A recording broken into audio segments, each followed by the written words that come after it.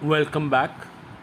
Social Studies, Standard 8, Gujarat State Board of School Textbooks, India Post Independence, Chapter 8, Part 2।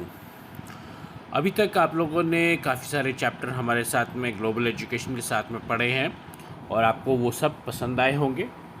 तो आप सभी इनको subscribe करिए, शेयर करिए और लाइक करिए बिल्कुल अभी और इसी वक्त।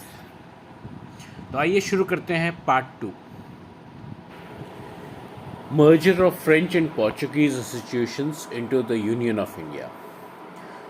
Till January 26, 1950 AD India republic बन चुका हुआ था और पूरा इंडिया यूनाइट हो चुका हुआ था, लेकिन कुछ छोटे छोटे हिस्से थे इंडिया के जो अभी तक इंडिया में नहीं शामिल हुए थे। वो हिस्सों को फ्रांस और पोर्चुगल कंट्रोल कर रहा था। तो फ्रांस के अंडर जो हिस्से थे वो है पुडुचेरी, माहे, यनम, कराईकल, चंद्रनगर, इस तरह के कुछ एरियाज थे जो फ्रांस के कब्ज़े में थे। ये देखिए आप, यनम पुडुचेरी, फिर ये आया पुडुचेरी, फिर आया कराईकल पुडुचेरी, ये आया माहे। तो ये सब एरियाज़ जो थे ये फ्रांस के कब्ज़े में थे और इंडियन यूनियन जो है उन्होंने फ्रांस के गवर्नमेंट के साथ में काफ़ी डिस्कशन किया, सब कुछ किया। वहाँ पे आंदोलन भी चले, उन एरियाज़ में आंदोलन चले, हिंद छोड़ो कैंपेन चला, गवर्नमेंट की निगोसिएशंस हुई और फ्रांस ने भी भांप लिया कि ये अब फ्रांस का कब्ज़ा इन सब एरियाज़ पे नहीं चलेगा और फ्रांस ने गवर्नमेंट ऑफ इंडिया के साथ निगोसिएशन में यानी कि बातचीत में उन्होंने एग्री कर लिया और उन्होंने फ्रांस वापस जाने का फैसला ले लिया और ये पार्ट्स जो थे ये इंडिया को सौंप दिए गए। यानी कि पुडुचेरी, माहे, यनम, कराईकल, चंद्रनगर, ये सब पार्ट्स इंडिया को दे दिए गए जो फ्रेंच टेरिटरीज थी। ये होता है अक्टूबर 13, 1954 को। अब बचता है पोर्चुगीज़ ऑक्यूपेशन जो था वो अभी भी बचता है इंडिया में। पोर्चुगीज़ ऑक्यूपेशन जो था वो दीव, दमन, गोवा, दादरा नगर हवेली, ये सब पार्ट में था। अब वो अगर मैं आपको दिखाऊं तो वो ये देखिए, ये आता है गोवा, फिर ये आता है इधर सिलवास जहाँ लिखा हुआ है ये है दादरा एंड नगर हवेली, दमन, दीव, ये सारे गुजरात के साथ मिलते, मतलब गुजरात के अंदर में दमन और दीव तो एक तरीके से अंदर ही समझ लीजिए और सिलवासा भी अंदर ही समझ लीजिए, सिर्फ गोवा जो है वो थोड़ा सा दूर है। तो ये पोर्चुगीज़ ऑक्यूपेशन था। पोर्चुगीज़ जो थे वो नहीं मान रहे थे, वो उनके साथ भारत सरकार ने डिस्कशन किया, सब कुछ किया, निगोसिएशन करी, लेकिन वो नहीं मान रहे थे। वो स्टबर्न थे कि नहीं, हम अपना राज्य कंटिन्यू करेंगे। तो भारत सरकार ने जनरल चौधरी के अंडर ऑपरेशन विजय चालू किया। उसके अलावा बहुत सारे सत्याग्रही जो थे वो भी वहाँ पे गोवा में लिबरेशन के लिए चले गए और जो जनरल चौधरी के अंडर जो मूवमेंट चलाई गई थी मिलिट्री ऑपरेशन, उसका नाम था ऑपरेशन विजय। और गोवा लिबरेशन मूवमेंट जो चलाई गई थी सत्याग्रही द्वारा, उसमें बहुत सारे सत्याग्रही ये सब एरिया में यानी कि गोवा, दमन, दीव, ये सब एरिया में अंदर गए और फिर पोर्चुगीज़ गवर्नमेंट ने भी रियलाइज़ करा कि हम इसको ऑक्यूपाई नहीं कर सकते। साथ में मिलिट्री एक्शन भी चालू ही था। तो फिर दिसंबर 18, 1961 को पोर्चुगीज़ गवर्नमेंट ने सरेंडर कर दिया गोवा, दमन, दीव और ये भारत में मिल गए। गोवा, दमन, दीव, सिलवासा यानी कि दादरा एंड नगर हवेली, ये सब इंडिया में दिसंबर 18, 1961 को मिल जाते हैं। अब आते हैं हम 5 इयर्स प्लान के ऊपर। ये तब इंडिया का नक्शा जो तब क्या शायद आज के ज़माने का है, बिल्कुल आज के ज़माने का है, क्योंकि लद्दाख, लेह और जम्मू कश्मीर का पार्टीशन भी हो चुका हुआ है, जो लास्ट पार्टीशन था इंडिया का 2019 रफली अक्टूबर में। तो ये इंडिया का लेटेस्ट नक्शा है, मैप है। ये आप छोटा करके भी मैंने आपको दिखाया और बड़ा करके भी आपको बीच बीच में दिखाया है। आप अच्छे से देख सकते हैं, आपकी बुक में इतना क्लियर नहीं होएगा तो आप यहाँ पे देख सकते हैं। अब हम आते हैं 5 year plans and economic development of India. तो ये प्लानिंग जो है वो तो शुरू से ही करी जाती है और करी भी गई थी, और प्लानिंग के तौर पे ही ये सारी स्टेट्स जो 62 स्टेट्स थी, ये सबको इंडिया में इंटीग्रेट किया गया और उसको रीऑर्गेनाइज किया गया। ABCD स्टेट से लेके 14 स्टेट्स बनाई गई, 14 स्टेट्स से फिर 28 स्टेट्स बनाई गई, चाहे वो लिंग्विस्टिक बेसिस पे हो, कल्चर बेसिस पे हो, चाहे किसी भी बेसिस पे उनको बाइफिकेट करके या फर्दर बाइफिकेट के बाद में फर्दर बाइफिकेट करके आप 28 स्टेट्स बनाई गई और प्लस 8 यूनियन टेरिटरीज। तो इस तरीके से प्लानिंग तो चली रही थी, और प्लानिंग कमीशन जो है वो लॉन्च किया गया 1950 में इंडिया के गोल्स को मीट करने के लिए, इंडिया के आइडियल्स को, गोल्स को, जो लक्ष्य रखा हुआ है, जिस सिद्धांत पे चलना है, गोल्स यानी कि लक्ष्य और आइडियल्स यानी कि किस सिद्धांत पे इंडिया का कॉन्स्टिट्यूशन काम करेगा। इसको बाद में कहा गया नीति आयोग। इसमें एक्सपर्ट्स शामिल होते हैं, इकोनॉमिस्ट्स होते हैं, एडमिनिस्ट्रेशन एक्सपर्ट्स होते हैं और अलग अलग फील्ड के एक्सपर्ट्स भी होते हैं, और इसकी चेयरमैनशिप करते हैं प्राइम मिनिस्टर ऑफ इंडिया। तो आज के दिन इसकी चेयरमैनशिप कौन करेगा? प्राइम मिनिस्टर इंडिया के नरेंद्र मोदी जी आज के दिन इसकी अध्यक्षता करेंगे, चेयर करेंगे इसको। यहाँ पे लॉन्ग टर्म प्लान और शॉर्ट टर्म प्लान दोनों बनाए जाते हैं, दोनों के अलग ऑब्जेक्टिव होते हैं, और मेन ऑब्जेक्टिव तो यही होता है कि रैपिड इकोनॉमिक ग्रोथ और डेवलपमेंट हो, और इकोनॉमिक इनइक्वालिटी को कम से कम करा जाए, यानी कि जो अमीर बहुत ज़्यादा अमीर होता है और गरीब बहुत ज़्यादा गरीब होता है, तो उन दोनों की दूरी को कम करा जाए। ऑब्जेक्टिव डेफिनेटली यही होता है। अब अमीर को गरीब तो नहीं कर सकते, लेकिन जो गरीब है उसको तो अमीर कर सकते हो, उसको तो आप उसकी इनकम बढ़ा सकते हो, उसको अलग अलग चीज़ें सजेस्ट करके उसकी इनकम बढ़ा सकते हो। तो वो सब चीज़ें नीति आयोग द्वारा करी जाती हैं। इसमें full employment, self reliance, price stability, educational development, ये सब चीज़ों के ऊपर एम्फेसिस दिया जाता है। और 5 ईयर प्लान जो होता है 1951 से लेके 56 तक, फर्स्ट 5 ईयर प्लान जो था वो बनाया गया था। ये बना था इकोनॉमिक डेवलपमेंट के लिए सबसे पहला। इसमें heavy industry, industrial development, self reliant in industrial production, ये सब इसके मेन ऑब्जेक्टिव्स थे। ग्रीन रेवोल्यूशन इन एग्रीकल्चर, और इंडिया जो है इन सब के साथ में एक ग्रेन इंपोर्टर से, ग्रेन इंपोर्टर यानी कि गेहूं को इंपोर्ट करने वाले कंट्री से ग्रेन एक्सपोर्टर बन जाता है। सोचिए, इंडिया की मेजॉरिटी पॉपुलेशन जो थी वो एग्रीकल्चर में लगी हुई है, और फिर भी इंडिया को अपना गेहूं, अपना खाने के लिए गेहूं, चावल, ये सब जो भी चीज़ इंडिया वाले खाते हैं, गेहूं, चावल, वो सब इंपोर्ट करना पड़ता था। इतना बड़ा लैंड मास है, 35 करोड़ लोग थे तब इंडिया में।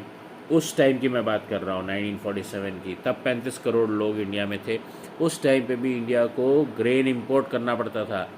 आज जाके वो ग्रीन रेवोल्यूशन और इतने सारे इकोनॉमिक प्लान्स के बाद में वो ग्रेन एक्सपोर्टर बन पाया है। आज का मतलब जब ये रशिया यूक्रेन युद्ध हुआ है तो इंडिया ग्रेन एक्सपोर्ट कर रहा है, जो यूक्रेन और रशिया ये सब ने जिसके ऊपर अपना ग्रेन्स यानी कि गेहूँ चावल ये सब के ऊपर अपना वो मेन वो रखा हुआ था एम्फेसिस की दे वर द मेन एक्सपोर्टर्स, वहाँ पे अब इंडिया एंटर कर रहा है।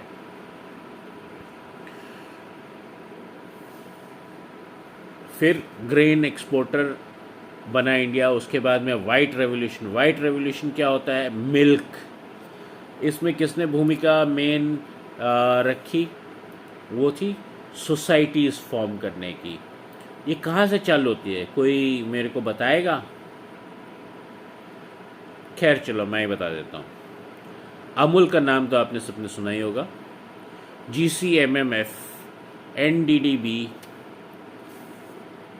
मदर डेयरी, ये सब ऑर्गेनाइजेशंस थी जिन्होंने ये मिल्क प्रोडक्शन को इंक्रीज़ किया, वाइट रेवोल्यूशन लेके आए। और ये सब चीज़ें जो थी ये एक एडिशनल सोर्स ऑफ इनकम के तौर पे स्टार्ट हुई थी, क्योंकि इंडिया का जो किसान था, जो एग्रीकल्चरिस्ट था, जो किसान था, वो बहुत गरीब था। तो उसको पर कैपिटा और बहुत ज़्यादा पॉपुलेशन, इंडिया के जो पॉपुलेशन थी उसमें बहुत ज़्यादा मेजर योगदान जो था वो एग्रीकल्चर वालों का था। और एग्रीकल्चर वालों की इनकम को बूस्ट करने के लिए, पर कैपिटा इनकम को बूस्ट करने के लिए उसके साथ में एनिमल हस्बेंड्री और मिल्क प्रोडक्शन भी शामिल किया गया। तब जाके ये इंडिया की पर कैपिटा इनकम ऊपर आई और वाइट रेवोल्यूशन, ग्रीन रेवोल्यूशन ये सब के साथ में बढ़ के ये ऊपर आई है थोड़ी बहुत इंडिया की पर कैपिटा इनकम। और फिर आता है येलो रेवोल्यूशन। येलो रेवोल्यूशन में आता है क्या चीज़? ऑयल सीड्स, यानी जिससे तेल निकाला जाता है। ऑयल सीड्स का भी बहुत प्रोडक्शन बढ़ा और ऑयल सीड्स से ऑयल निकाला गया, बहुत ज़्यादा ऑयल निकाला गया। तब जाके इंडिया का ये काफ़ी हद तक ऑयल इंपोर्ट कम हुआ है, लेकिन अभी भी इंडिया ऑयल इंपोर्ट करता है। हालांकि ऑयल एक्सपोर्ट भी करता है लेकिन ऑयल इंपोर्ट भी करता है, जैसे मलेशिया वगैरह कंट्री से ऑयल इंपोर्ट करता है, पाम ऑयल ये सब, और भी बहुत सारे तरीके के ऑयल इंपोर्ट करता है। फिर पॉवर्टी एलिवेशन प्रोग्राम्स बनाए गए और उनको इम्प्लीमेंट किया गया इंडिपेंडेंस के बाद में, ताकि पॉवर्टी और इनकम इनइक्वालिटी के गैप्स को रिड्यूस करा जा सके। जैसे मैंने आपको बताया कि अमीर को गरीब तो नहीं बना सकते, लेकिन गरीब को अमीर तो बना सकते हैं। तो पर कैपिटा इनकम को बूस्ट करने के लिए ये सब एफर्ट्स भी करे गए और पॉवर्टी कम करी गई, यानी कि पुअर लोगों को थोड़ा थोड़ा अमीर बनाने के लिए काम हुआ। नेशनल इनकम और पर कैपिटा इनकम इंक्रीज करी गई। इसके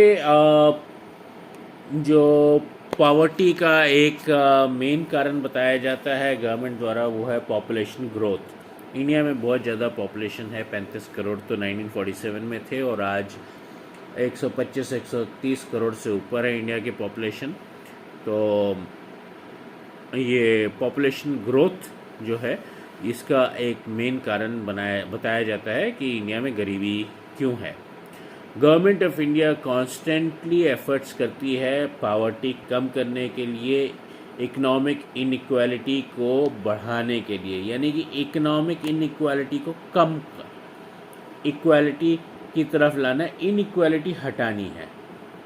इकोनॉमिक इनइक्वालिटी को दूर करना है, इक्वालिटी लानी है, लोगों का इनकम स्टेटस ऊपर लाना है, बराबर।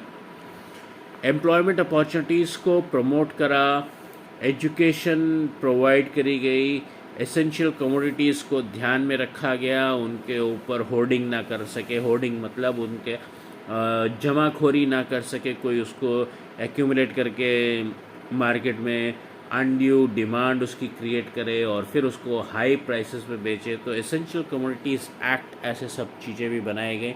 और वो चीज़ें एसेंशियल कमोडिटीज़ जो हैं वो आम आदमी को, गरीब आदमी को भी प्रोवाइड करी गई। हेल्थ इम्प्रूव करी गई। स्मॉल पॉक्स को इंडिया से इरेडिकेट करा गया, इंडिया से ख़त्म करा गया स्मॉल पॉक्स को। इतने बड़े बड़े कैंपेन्स चलाए गए थे स्मॉल पॉक्स को ख़त्म करने के लिए। इंडिया की एवरेज लाइफ एक्सपेक्टेंसी को बढ़ाया गया, यानी कि जो इंडिया की लाइफ एक्सपेक्टेंसी पहले थी, मान लो वो 50 साल का था, तो उसको 70 साल 50 ईयर्स से बढ़ा के 70 ईयर्स करा गया या और ऊपर करा गया। तो ये इसका मतलब होता है एवरेज लाइफ एक्सपेक्टेंसी को बढ़ाया गया। चाइल्ड मॉर्टेलिटी रेट डिक्रीज़ किया गया, जैसे ही बच्चा पैदा होता है वैसे ही वो मर जाता था, तो चाइल्ड मॉर्टेलिटी रेट जो है उसको कम करा गया, यानी कि बच्चे ज़्यादा सरवाइव करे, पैदा होने के बाद में सरवाइव करे और बड़े हुए। लिटरेसी रेट, यानी कि लोगों को एजुकेशन पहुंचाया गया, लिटरेसी रेट बढ़ाया गया। तो ये सब चीज़ें करी गई इंडिया के द्वारा, ये प्लानिंग कमीशन के द्वारा, नीति आयोग के द्वारा। आज के दिन उसको नीति आयोग कहते हैं, इसके लिए planning commission, NITI Aayog during the 5 year plans, different 5 year plans के अंडर ये सब काम किए गए। और जिस स्टेटस में इंडिया आज है उस स्टेटस में इंडिया पहुंचता है। वो ऐसे ही नहीं पहुंचा, वो काफ़ी चैलेंजेस को मीट करके, काफ़ी मेहनत करके, काफ़ी ये कैसे कश्ती निकाल के लाए हैं हम, ऐसे करके एक गाना है तो वो आप याद कर लीजिएगा। निकाल के लाए हैं कश्ती हम, वो गवर्नमेंट का रोल रहा है, गवर्नमेंट ने इसमें डायरेक्शन दिया है और गवर्नमेंट और पब्लिक दोनों ने इसमें काम करके कंट्रीब्यूशन दिया है और सब ने मिलजुल के ये यहाँ तक हम पहुँचे हैं, आज जहाँ पे भी इंडिया है वहाँ तक। Current India hope and development. India का अगर रिपोर्ट कार्ड देखा जाए, इतने सारे साल, 75 साल, 75 ईयर्स आफ्टर इंडिपेंडेंस आज के दिन, तो क्या करा है इंडिया ने? क्या इंडिया ने अपने गोल्स ऑफ कॉन्स्टिट्यूशन अचीव करे हैं कि नहीं करे? बताओ, जल्दी बताओ। इंडिया में डेमोक्रेसी आज भी जिंदा है और ये एक बहुत ही बड़ी अचीवमेंट है। कितनी डाइवर्सिटी है भाई इंडिया में। चैप्टर 6 जाके पढ़िए आप मेरा, दोबारा सुनिए, दोबारा देखिए, कितनी डाइवर्सिटी है। और किसी ने नहीं उम्मीद करी थी कि इंडिया जो है वो सरवाइव करेगा। सबकी उम्मीद थी कि इंडिया टूट जाएगा, अलग अलग खंडों में, अलग अलग स्टेट्स में, अलग अलग कंट्रीज़ में टूट के अलग अलग कंट्रीज़ बन जाएंगी। ये सारे फॉरेन क्रिटिक्स ने यही कहा था इंडिया के बारे में कि इंडिया ज़्यादा देर तक नहीं सरवाइव करेगा। मगर आज 75 साल के बाद में भी आपको गर्व फील होना चाहिए, you should be a proud Indian कि India has survived despite everything, India has survived. और जितनी भी इंडिया में डिस्क्रिमिनेशंस थे on the basis of language, religion, caste, creed, सबको सरवाइव करके India is still a united country and is continuing. और nationalism India में बढ़ता जा रहा है, पेट्रियाटिज़म बढ़ता जा रहा है। आज के दिन इंडिया को कोई बाल भी बांका नहीं कर सकता इंडिया का।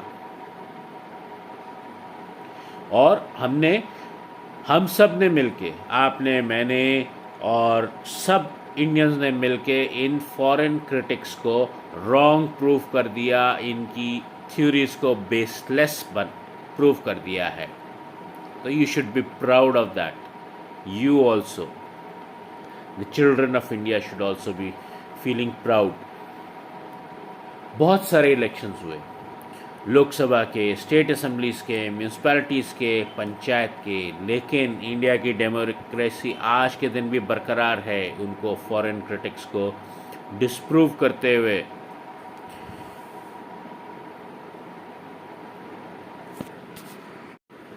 इंडिया में सिटीजन्स को दिया जाता है एडल्ट सफरेज, फिर इंडियंस को दिया जाता है फ्रीडम ऑफ प्रेस, प्रेस आज़ाद है, वो जो भी चीज़ देखती है वो लिख सकती है। और प्रेस और मीडिया दोनों चीज़ इसमें आती है। प्रेस यानी कि न्यूज़पेपर और मीडिया यानी कि जैसे टेलीविज़न, रेडियो, ये सब।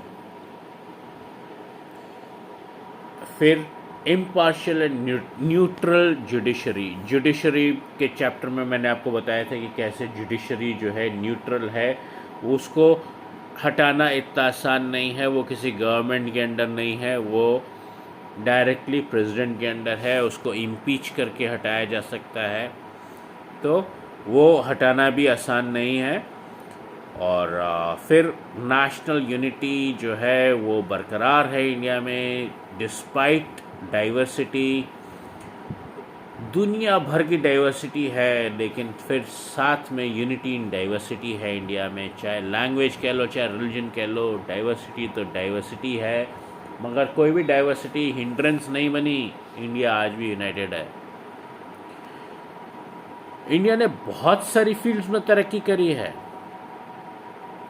टेक्नोलॉजी में डेवलप्ड कंट्रीज़ के साथ में उसने कदम से कदम मिला के कंपटीशन से, कहाँ पे इंडिया सारी मशीन सब कुछ इंपोर्ट करता था, लेकिन आज के दिन आज़ादी से 75 साल के बाद में इंडिया की टेक्नोलॉजी का डंका दुनिया भर में गूंज रहा है। चाहे वो स्पेस हो, चाहे वो इंडिया के इंजीनियर्स हों, चाहे वो कंप्यूटर का सॉफ्टवेयर हो, चाहे कुछ भी हो, इंफॉर्मेशन टेक्नोलॉजी हो, चाहे defence research and development organisation के आर्म्स एंड एम्यूनिशन हो।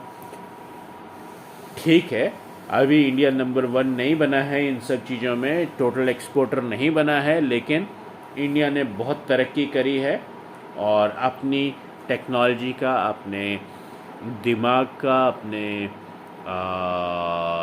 सब चीज़ का, इंजीनियर्स का, सबका हुनर दुनिया में जगा दिया है। इन दुनिया को जागरूक कर दिया है कि इंडिया किसी से कम नहीं है और इंडिया लंबी लंबी स्ट्राइड भरेगा, अब लंबे लंबे कदमों से दुनिया में अपना वर्चस्व, अपनी प्रेजेंस रजिस्टर करवाएगा। चाहे वो न्यूक्लियर साइंस एंड टेक्नोलॉजी क्यों ना हो, उसका पीसफुल यूज़ क्यों ना हो, इंडस्ट्रीज़ हो, इंडस्ट्रीज़ में इलेक्ट्रॉनिक एनर्जी, इलेक्ट्रॉनिक्स की industry, energy, petroleum, telecom, steel, fertiliser, cement, petrochemicals, हर चीज़ में इंडिया आगे बढ़ रहा है। स्पेस एंड रिसर्च में GSLV, PSLV, launching satellites into the space. आपको याद होगा कि ईयर 2022 में शायद इंडिया ने 101 या 100 प्लस सैटेलाइट्स लॉन्च करी थी एक सिंगल ये व्हीकल से। वो भी एक वर्ल्ड रिकॉर्ड था जो आज तक कोई नहीं कर पाया, और वो भी सारी की सारी डिफरेंट उसमें लॉन्च करी थी, मतलब अलग अलग हाइट्स पे लॉन्च करी गई थी। पहले एक सैटेलाइट, फिर दूसरी सैटेलाइट, फिर तीसरी सैटेलाइट, और इस तरीके से उन्होंने 100 सैटेलाइट्स प्लस लॉन्च करी थी, जो कि एक वर्ल्ड रिकॉर्ड था। और ये अचीवमेंट सिर्फ इंडिया के पास में और किसी के पास में नहीं है दुनिया में।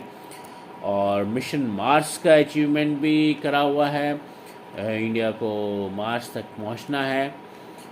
Self reliance in launching satellites, India satellites अपने आप बनाता है, अपने आप लॉन्च करता है। जिन्होंने इंडिया के ऊपर हुकूमत करी, इंग्लैंड, उसने आज तक एक भी सैटेलाइट बाहर नहीं भेजी, अंतरिक्ष में नहीं भेज पाया है इंडिपेंडेंटली। तो आप यही बात से आप लगा सकते हो कि जिन्होंने इंडिया के ऊपर हुकूमत करी, इंग्लैंड, वो आज तक सैटेलाइट नहीं भेज पाया, और इंडिया ने तो दुनिया में अपना डंका बजा दिया सैटेलाइट्स भेजने के मामले में। सबसे लोएस्ट कॉस्ट पे सैटेलाइट्स भेजता है इंडिया, और बहुत अच्छी इंडिया की उसमें वो रेट है कि इंडिया के सैटेलाइट गिरते नहीं हैं। दूसरी कंट्रीज़ के सैटेलाइट गिरते रहते हैं, चाइना के भी गिरते रहते हैं, और भी कंट्रीज़ के गिरते रहते हैं। उनका cost of sending the vehicles above भी बहुत हाई है, और ये आपका सैटेलाइट का पार्ट हो जाता है। तो इसके साथ ही हम काफ़ी हद तक चैप्टर के एंडिंग में आते हैं। And before we end the chapter, let us remind you once again कि आपको हमारे को सब्सक्राइब करना है ग्लोबल एजुकेशन को, और साथ में बेल आइकन भी दबाना है, ताकि आपको हमारे फ्यूचर वीडियोस जब भी आते हैं तो आपको उसका इमीडिएट नोटिफिकेशन भी आ जाए। तो जैसे हम बता रहे थे कि सैटेलाइट्स और स्पेस के मामले में इंडिया सेल्फ रिलायंट हो गया है इन लॉन्चिंग सैटेलाइट्स, और ये बहुत ही डिस्टिंग्विशिंग और सिग्निफिकेंट अचीवमेंट है इंडिया के लिए। जैसे मैंने आपको बताया कि इंग्लैंड भी आज तक अपना एक भी सैटेलाइट ऊपर नहीं भेज पाया है, और दुनिया भर की सारी कंट्रीज़ इस चीज़ का को देख रही हैं और नोट कर रही हैं कि इंडिया कितना ग्रो कर रहा है टेक्नोलॉजी के मामले में और हर चीज़ में। और इम्पॉर्टेंस है इंडियन ट्रेडिशंस की, रिच कल्चर की, हेरिटेज की, ह्यूमन रिसोर्सेज की। दुनिया भर में इनका डंका फैला हुआ है।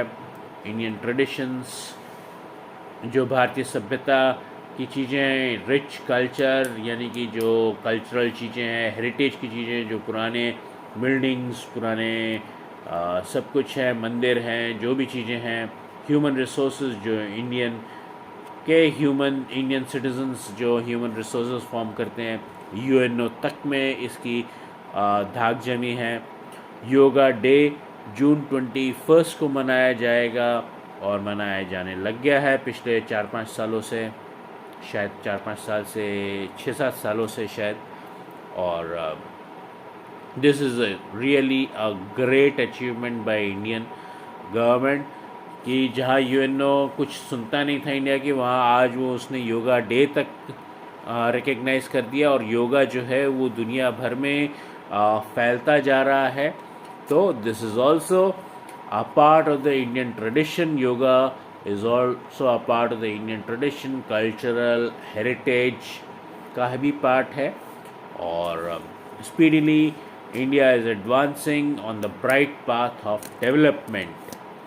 So with this we end this chapter here and now, and till the next chapter, see you then. Bye for now.